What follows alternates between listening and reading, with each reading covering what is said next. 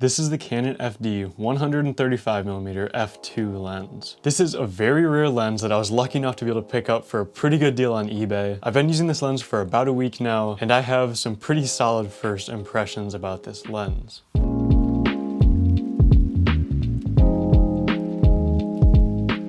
So I'm just gonna get right into this video. I don't wanna waste your time, but if you enjoyed this video, please feel free to go down and hit the like button and subscribe to this channel. But right off the bat, I wanna say, this lens is essentially a 2-in-1 lens. So I'm gonna explain that, but most of this video I just wanna show you a bunch of example photos I've taken with this, just to show you what kind of stuff you can get out of this lens. And all of these photos were taken on the Sony a7S III in full frame mode, and this is 12 megapixels. So this isn't the highest resolution camera, but it still takes amazing looking photos. And so all the photos you see is that full frame a7S III 12 megapixel photos, and they're all edited as well, so just keep that in mind. So what I was saying is this is basically two lenses in one. And I kind of mean that in a sense of when this lens is wide open at f2 and you take a picture with it, it is not sharp.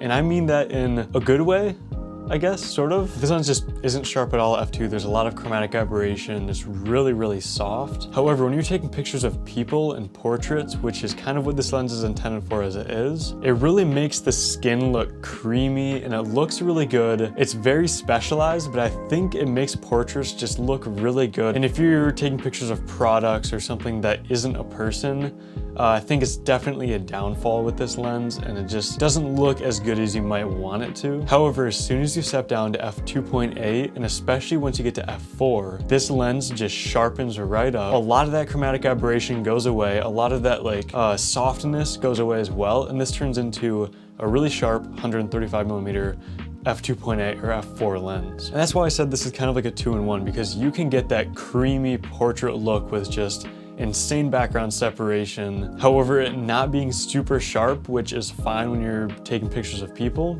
but you can also get a really sharp telephoto lens. And that's really the main thing that I noticed when using this lens that I want to get by. Now, of course, this is a Canon FD lens. So there's no autofocus. It's going to be fully manual focus, manual aperture. It's pretty heavy because it is, of course, an f2 lens. You know, most 135mm film lenses are like f4, f3.5, and they're going to be significantly smaller. This is also a Canon FD 135mm lens, but this is f3.5, and you can see the difference between these. I mean, the f2 is a lot wider, it's a lot taller. This does have an adapter on it, so kind of keep that in mind, but it's still taller, it's a lot bigger, it's a lot heavier, just because it is an f2 lens versus, you know, something a lot smaller like f3.5 like this one. So this lens has a lot of weight to it, has a lot of heft to it. It has a built-in lens hood if you need that as well.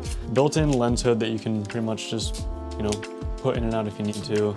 I mean, there's really not much else to say about this lens. It's a solidly built vintage lens. However, it's very rare, but if you can get your hands on this, like I said, this is basically like having two lenses in one. Either way, that wraps this video up. I hope you enjoyed this. Definitely leave a comment down below if you did, as well as like this video and subscribe to my channel. But that's it for me. Thank you so much for watching. I'll see you in the next video.